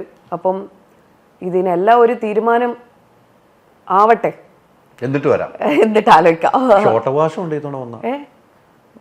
അതെ, ഞാൻ ആലോചിക്കട്ടെ. Let me think of it. ഞാൻ ഒരിക്കലും അമ്മേനെ എതിർത്ത് പറയൂല. കാരണം കാരണം നമ്മള് ഒരു തുടങ്ങിയ ഒരു ഇതാണ്. അപ്പൊ എനിക്ക് ഞാൻ പറഞ്ഞില്ലേ, ഇന്നും ഇന്നലെയോ തുടങ്ങിയ ഒരു ഇതല്ല. അത് നമ്മളൊരു ശരിക്കും പറഞ്ഞാൽ പണ്ട് ഉണ്ടായിരുന്ന ഒരു ടൈമിൽ എല്ലാവരും തമ്മിലൊരു സ്നേഹം ഉണ്ടായിരുന്നു, എല്ലാവരും തമ്മിലൊരു ഈ കുടുംബം എന്ന് പറയുന്ന ഒരു അറ്റാച്ച്മെന്റ് ഉണ്ടായിരുന്നു പണ്ട്. പക്ഷെ ഇപ്പം അവിടെ അതൊന്നും കാണുന്നില്ല ആരിലും. ഒരു സ്നേഹമോ ഒരു ഇതോ അതൊക്കെ എനിക്ക് കാണാൻ പറ്റുന്നത് നമ്മുടെ മധുസാറിലാണ് ശരിക്കും പറഞ്ഞ മധുസാറിനെ കാണുമ്പോഴാണ് അങ്ങനെ ഒരു ഇത് തോന്നുന്നത്. അത്തരം ആളുകൾ ഇപ്പോൾ കുറവാണ്. അവർക്ക് ഓരോരോ കാര്യങ്ങൾ അത്രയും ആത്മാർത്ഥതയായിട്ട് ഓക്കെ ഇപ്പോഴും ആ കുടുംബാംഗങ്ങളെ കാണാൻ വരുന്ന ആ ഒരു അത് മധുസാറിനെ കാണുമ്പോഴാണ് നമുക്കത് കിട്ടുന്നത്. അപ്പൊ അത് മറ്റൊരു എല്ലാവരും ആ ഒരു നമുക്ക് പറയാൻ പറ്റില്ലല്ലോ, എല്ലാവരും അങ്ങനെ പറയാനും പറ്റില്ലല്ലോ. ഇതൊക്കെ തന്നെ ഒരു അമ്മയാകട്ടെ അല്ലേ, അങ്ങനത്തെ ഒരു അമ്മയാവാൻ സാധിക്കട്ടെ. അല്ല അതുകൊണ്ടാ പറഞ്ഞ അങ്ങനെ ഒരു തലപ്പത്തൊരു സ്ത്രീയൊക്കെ മത്സരിച്ചാൽ വോട്ട് ചെയ്യാൻ വരണമെന്ന് ഞാൻ പറഞ്ഞു. ഒരു സ്ത്രീയൊക്കെ ഒരു മത്സരത്തിന് വന്നു കഴിഞ്ഞാൽ അമ്മയായി തന്നെ മത്സരിക്കാൻ ഒരാൾ വന്നാൽ വോട്ട് ചെയ്യാൻ വരണമെന്ന് ഞാൻ പറഞ്ഞു. അമ്മയായി മത്സരിക്കാൻ ആള് വരട്ടെ, അപ്പം വോട്ട് ചെയ്യാൻ വരാം. ആലോചിക്കാം. ഉറപ്പിക്കുന്നില്ല, ഉറപ്പിക്കൂല, അകന്ന് നിൽക്കുകയാണ്. അകന്നല്ല, കുടുംബത്തിൽ നിന്ന് ഒരു അകൽച്ച. കുടുംബത്തിൽ നിന്ന് ഒരു അകൽച്ചയില്ല, കുടുംബത്തിൽ നിന്ന് അകൽച്ചയില്ല. ഞാനിപ്പം എന്താ പറയുക, ഫാമിലിയൊക്കെ ആയിട്ട് ഇങ്ങനെ ഇതായിട്ടിരിക്കുന്നത് കൊണ്ട് എനിക്ക് ചിലപ്പം എനിക്ക് തോന്നുന്നു ആരോ കഴിഞ്ഞ അപ്പോൾ നമ്മൾ എന്താണെന്നറിയോ, നമ്മളെ പല രീതിയിൽ നമുക്കിപ്പം ഓരോ കാരണങ്ങളായിരിക്കും ഓരോരുത്തർ കണ്ടുപിടിക്കുന്നത്. അപ്പം ഇപ്പം നമ്മൾ എന്തെങ്കിലും ഒരു കമ്മിറ്റിയിൽ ഇത് ചെയ്യണം എന്ന് പറഞ്ഞു കഴിഞ്ഞാൽ അപ്പുറത്തുനിന്ന് ഒരാൾ പറയുന്നത് അവർക്ക് ഫാമിലിയായി കുട്ടിയായി ഇനിയിപ്പോൾ കുട്ടീനെയൊക്കെ വിട്ട് ഇത് ചെയ്തിട്ടൊന്നും ഇത് കമ്മിറ്റിയുടെ പരിപാടിയൊന്നും നോക്കാൻ പറ്റില്ല. ഇതൊക്കെ തീരുമാനിക്കുന്ന ആരാണ്? അവിടെ ഇരിക്കുന്നവരല്ലല്ലോ. അവിടെ ആരെങ്കിലും അങ്ങനെ സംസാരിച്ചിട്ടുണ്ടെങ്കിൽ നമ്മളെ വിളിച്ചാണ് ചോദിക്കേണ്ടത്, മത്സരിക്കാൻ തയ്യാറാണോ, നിങ്ങൾക്ക് ഇങ്ങനെ കമ്മിറ്റിയിൽ വരാൻ താല്പര്യമുണ്ടോ, നിങ്ങൾക്ക് ഇങ്ങനെ ഒരു താല്പര്യമുണ്ടോ എന്ന് നമ്മളെ വിളിച്ചല്ലേ ചോദിക്കേണ്ടത്. അല്ലാതെ അവിടെ ഇരിക്കുന്നവരല്ലല്ലോ ഉത്തരം പറയേണ്ടത്. അയ്യോ പറ്റൂല, അവർക്ക് മറ്റേ ഇതുണ്ട്, അവർക്ക് മറ്റേ പണിയുണ്ട്, ഇങ്ങനെയല്ലല്ലോ. ഇത് തന്നെയാണ് കാസ്റ്റിംഗ്, ഓരോ കാസ്റ്റിംഗിലും സംഭവിക്കുന്നത്. അയ്യോ അവർക്ക് മറ്റേ ഇതുണ്ട്, അവര് അവിടെയാണ്, അവരിവിടെയാണ്. ഇത് തന്നെയാണ്. അവരെ വിളിച്ചാൽ കിട്ടൂല, അവരെ മറ്റെടുത്ത് നമ്മളിതൊന്നും അറിയുന്ന പോലും ഉണ്ടാവില്ല. എനിക്ക് മൈഥിലിയുടെ ഫോൺ നമ്പർ ഇതുവരെ മാറിയിട്ടില്ല എന്ന് എനിക്ക് തോന്നണം. അതെ അല്ലേ, എന്നെ എപ്പോഴും വിളിച്ചാൽ കിട്ടൂല, ഇതുവരെ പോയിട്ടില്ല. വിളിച്ചെടുത്തിൽ തിരിച്ചെങ്കിലും വിളിക്കുന്ന ഒരാളെ മൈഥിലി. അപ്പൊ അവർക്ക് അവിടെയാണ് മൈഥിലി, അവർക്ക് ഇഷ്ടമുള്ളവരെ വരാൻ പാടുള്ളൂ. ചില ആളുകൾക്ക് ഇഷ്ടമുള്ള ആളുകൾ. അതാണ് എല്ലാത്തിലും ഒരു ഗ്രൂപ്പിസം ഉണ്ട്, എല്ലാവരിലും ഒരു ഗ്രൂപ്പിസം ആണ് പൊതുവെ കാണുന്നത്. അത് നമ്മൾക്ക് ഡെയിലും ഇല്ലേ, സ്കൂളിലാണ് മുതല് നമുക്ക് ഒരു ഗ്രൂപ്പ് ഉണ്ട് അല്ലേ, നമ്മൾ ഒരുമിച്ചേ പോവുള്ളൂ, നമ്മൾ ഇതാക്കിയിട്ടുള്ളൂ. പക്ഷെ അങ്ങനെയല്ല, വർക്ക് സ്പേസ് നമ്മൾ കുറച്ചും കൂടെ ഒരു ഇപ്പോഴത്തെ ഗ്രൂപ്പൊക്കെ ഒരു വലിയ പവർ ഗ്രൂപ്പായി മാറുന്നു മാത്രമേ ഉള്ളൂ. എനിക്കറിയാൻ പാടില്ല കേട്ടോ, ഞാൻ സമാധാനമായിട്ട് കുടുംബമായിട്ട് ജീവിക്കുക, എന്റെ കുടുംബം നശിപ്പിക്കരുത്. നിങ്ങളുടെ ഇന്റർവ്യൂ ഒക്കെ നിർത്തി ഒരു കാര്യങ്ങൾ ചോദിച്ച് അവസാനിപ്പിക്കുകയാണ്. മൈഥിലി പറഞ്ഞ ഒരൊറ്റ കാര്യങ്ങൾ കൃത്യമായിട്ട്, ഈ ഇന്റർവ്യൂ എനിക്ക് അയച്ചു തരാതെ എയർ ചെയ്യരുത്. ഞാൻ നിങ്ങളെ അത്ര വിശ്വസിച്ചിട്ട് ഇതോടുകൂടി അയച്ചു കൊടുക്കണം. ഇതോടുകൂടി അയച്ചു തരും. ഇത് കട്ട് ചെയ്യാതെ ഇതോടുകൂടി അയച്ചു തരും. ഇപ്പൊ ഈ പറഞ്ഞ ഡയലോഗും കൂടെ കട്ട് ചെയ്യാതെ ഇതും കൂടെ മൈഥിലിക്ക് അയച്ചു കൊടുത്തിട്ട് മൈഥിലിയുടെ പെർമിഷനോട് കൂടി തന്നെയാണ് ഈ ഇന്റർവ്യൂ പ്രേക്ഷക റൂമിലേക്ക് എത്തിക്കുന്നത്. അങ്ങനെയെങ്കിൽ ഓക്കെ. അല്ല, ഇപ്പൊ പറഞ്ഞു വെച്ചതെന്ന് ഞാൻ തുടങ്ങുന്നു. നമ്മൾ ചിലപ്പോൾ മത്സരിക്കാൻ താല്പര്യം ഉണ്ടാകും, മത്സരിക്കേണ്ടതെന്ന് നമുക്കുണ്ടാകും. നമ്മുടെ തീരുമാനമാണ്, സ്വന്തം തീരുമാനമാണ്. അപ്പൊ നമ്മൾ തിരക്കാണ്, അല്ലെങ്കിൽ അവർ വിളിച്ചാൽ വരില്ല, കുട്ടിയുണ്ട്, ഇങ്ങനെയൊക്കെ പറയുന്നവരാണ് അവിടെ ഉള്ളത് എന്ന് പറഞ്ഞു. ഞാനിപ്പോ ആലോചിച്ചു, കുട്ടി ഉള്ളത് ഒരു കാരണമാണോ ഒരാൾക്ക് വർക്ക് ചെയ്യാന്? കുട്ടിയുള്ളവരാരും വർക്ക് ചെയ്യുന്നില്ലേ? അപ്പം കുട്ടി ഇപ്പൊ നമ്മളെ മാറ്റി നിർത്തി വന്ന് വർക്ക് ചെയ്യുക എന്നുള്ളതല്ല. കുട്ടിയെ ഒരാളെ വെച്ച് നമ്മുടെ കൂടെ തന്നെ നിർത്തിയാൽ നമുക്ക് വർക്ക് ചെയ്യാൻ പറ്റുമല്ലോ. അപ്പം അതൊരു ഇതായിട്ട് എനിക്ക് തോന്നുന്നില്ല. അപ്പൊ പലരും പല ഇതും പറയുന്ന, അതായത് ചിലപ്പം അവസരങ്ങൾ ഇല്ലാതാക്കാനുള്ള മനസ്സിലാവുന്നുണ്ടോ, മുന്നോട്ട് കയറി വരാൻ ഓക്കെ വേണ്ട എന്നുള്ള, അത് സ്ത്രീകൾ തന്നെ ചെയ്യുമ്പോഴാണ് സങ്കടം വരുന്നത്. സ്ത്രീകളോട് കാണിക്കുമ്പോഴാണ് ഇത്രയും സങ്കടമായിട്ട് തോന്നുന്നത്. ഇപ്പൊ നിങ്ങൾക്ക് കേൾക്കുമ്പോൾ എന്താണ് തോന്നുന്നത്? അപ്പൊ ചെയ്യുന്ന അവർക്ക് ഇതൊന്നും തോന്നുന്നില്ലെന്നുണ്ടെങ്കിൽ പിന്നെ നമ്മൾ എന്താണ് പറയുക? മത്സരിക്കണമെന്ന് ഇതിന് ആരെങ്കിലും പറഞ്ഞിട്ടുണ്ടോ? എനിക്ക് ഇല്ല അങ്ങനെ പറഞ്ഞിട്ടുണ്ടോ? ഇല്ല, ഞാൻ അതിനെക്കുറിച്ചൊന്നും ആലോചിച്ചിട്ടില്ല. ഇപ്പോഴൊന്നും ആലോചനയൊക്കെ മനസ്സിലുണ്ട്. ഈ നല്ലൊരു സംഘടന ഉണ്ടാവുകയാണെങ്കിൽ, നല്ലൊരു അമ്മ വരുവാണെങ്കിൽ അമ്മയുടെ കുഞ്ഞായിട്ട് നിന്ന് കൂടെ നിന്ന് യാത്ര ചെയ്യാമെന്ന് ആഗ്രഹിക്കുന്നുണ്ട്. അതെ, നല്ലൊരു അമ്മ പടുത്തുയർത്തണം, അല്ലെങ്കിൽ നല്ലൊരു അതായത് പണ്ടുണ്ടായിരുന്ന പോലെ എല്ലാവരും തമ്മിലുള്ള ആ ഒരു സ്നേഹവും ആ ഒരു ആത്മാർത്ഥതയും ഒക്കെ ഉണ്ടാകട്ടെ ഇനിയും. അത് ഉണ്ടാവുകയാണെന്നുണ്ടെങ്കിൽ ശരിക്കും പറഞ്ഞാൽ ആ സംഘടനയോട് ഇപ്പോഴും ഒരു ഇഷ്ടമുണ്ട്. അങ്ങനെ മുന്നോട്ട് പോകാം. അങ്ങനെ മുന്നോട്ട് പിന്നെ ഒരു സംഘടനയിൽ നമുക്ക്, ഞാൻ പറഞ്ഞില്ലേ, നമുക്ക് മൂവീസോ നമുക്ക് അത് അവസരങ്ങളോ കിട്ടുന്നത് ഒരു സംഘടനകൾക്ക് പങ്കില്ല. ഒരു സംഘടനകൾക്കോ ഒരു സംഘാടകർക്കോ യാതൊരു പങ്കുമില്ല. നമുക്ക് തരാനും കഴിയില്ല. അതെ, നമുക്ക് കഴിവുണ്ടെങ്കിൽ മാത്രമേ നമുക്ക് മുന്നോട്ട് പോകാൻ. കഴിവുണ്ടെങ്കിൽ നമുക്ക് ജോലി കിട്ടും. നമുക്ക് കഴിവുണ്ടെങ്കിൽ ആര് വെട്ടാൻ നോക്കിയാൽ വെട്ടലും നടക്കില്ല. കഴിവ് പോലെ ആയിരിക്കും. വെട്ടല് പിന്നെയും നടക്കും അല്ലേ. പിന്നെ ഇതിനകത്തുള്ള കുറേ ഫേക്ക് കാര്യങ്ങളുണ്ട്. അതായത് ഇപ്പം നമുക്ക് പോലും അറിയാത്ത കാര്യങ്ങൾ. ഇപ്പം കഴിഞ്ഞ ദിവസം എനിക്ക് മമ്മൂക്കേന്റെ സിനിമ എന്ന് പറഞ്ഞിട്ട് ഒരു പടം വന്നു. എന്നിട്ട് എനിക്ക് പോസ്റ്റേഴ്സ് അയച്ചു തരുന്നുണ്ട്, സ്ക്രിപ്റ്റ് അയച്ചു തരുന്നുണ്ട്, ഇതൊക്കെ ഉണ്ട്. അപ്പം ഞാൻ അവിടെ വിളിച്ച് ചോദിച്ചു, ഇതെല്ലാം ഇങ്ങനെ ഒരു പടം ഉണ്ടോ, ഇങ്ങനെയൊക്കെ വരുന്നുണ്ടോ? അപ്പം ഇല്ല, അങ്ങനെ ഒരു പടം ഇല്ല. ഇത് കുറേ ഇങ്ങനത്തെ ഫേക്ക് സാധനങ്ങൾ വരുന്നുണ്ട്, ഓരോ ആൾക്കാരെ ഇങ്ങനെ വിളിച്ച് പറ്റിക്കുന്നുണ്ട്. അപ്പം നമ്മളെ ഇങ്ങനെ വിളിച്ച് പറ്റിക്കുന്നുണ്ടെന്നുണ്ടെങ്കിൽ സാധാരണക്കാരെന്തോരം പറ്റിക്കപ്പെടുന്നുണ്ടെന്നാണ് ഞാൻ ആലോചിച്ചത്. അപ്പം അങ്ങനെയുള്ള കുറേ ഒരു ഇതിൻ്റെ ഉള്ളിൽ കുറേ പരിപാടികൾ നടക്കുന്നുണ്ട്, നമുക്കിതൊന്നും അറിയില്ല. അതൊക്കെ തിരിച്ചറിയണം. അതെ, ആ തിരിച്ചറിയാനുള്ള ആർജവം വേണം സംഘടനയ്ക്ക് വേണ്ടത്. അല്ല മറ്റുള്ളവരെ വെട്ടി നിർത്താനല്ല സംഘടന വേണ്ടത്. അതാണ് സത്യം പറഞ്ഞാൽ, അല്ലേ? അപ്പൊ എല്ലാ കാർമ്മികവും പോയി നല്ല തെളിഞ്ഞ അന്തരീക്ഷം ഉണ്ടാകട്ടെ. അതിനുവേണ്ടി കാത്തിരിക്കാം, അല്ലേ? ഇനിയും ഒത്തിരി ഒത്തിരി സിനിമകൾ ചെയ്ത് മലയാള സിനിമയ്ക്ക് നല്ല നല്ല സിനിമകൾ, നല്ല നല്ല കഥാപാത്രങ്ങൾ ചെയ്തതിനപ്പുറത്തേക്കുള്ള കഥാപാത്രങ്ങൾ ചെയ്യാൻ മൈഥിലിക്ക് ഭാഗ്യമുണ്ടാകട്ടെ. മൈഥിലി പറഞ്ഞ ഒരു കാര്യം ഇപ്പോൾ ഓർമ്മ കൊടുത്തു, മൈഥിലിക്ക് നല്ല കോമഡി സീനൊക്കെ ചെയ്യാൻ വലിയ ആഗ്രഹമാണ്, ഹ്യൂമർ ചെയ്യാൻ. അപ്പം അതിനുള്ള കഥകളും തിരക്കഥകളും ഒക്കെ ആയിട്ട് മൈഥിലിയെ സമീപിച്ചാൽ മൈഥിലി ഡേറ്റ് തരുന്നതായിരിക്കും. ഇഷ്ടപ്പെട്ടാൽ നല്ല സിനിമകൾ, ഇഷ്ടപ്പെട്ടാൽ നല്ല സിനിമയുടെ ഭാഗമാൻ മൈഥിലി ഡേറ്റ് തരുന്നതായിരിക്കും. ഡെഫിനറ്റ്ലി നല്ല സിനിമകൾ വരട്ടെ. സന്തോഷം. അതെ, സന്തോഷം.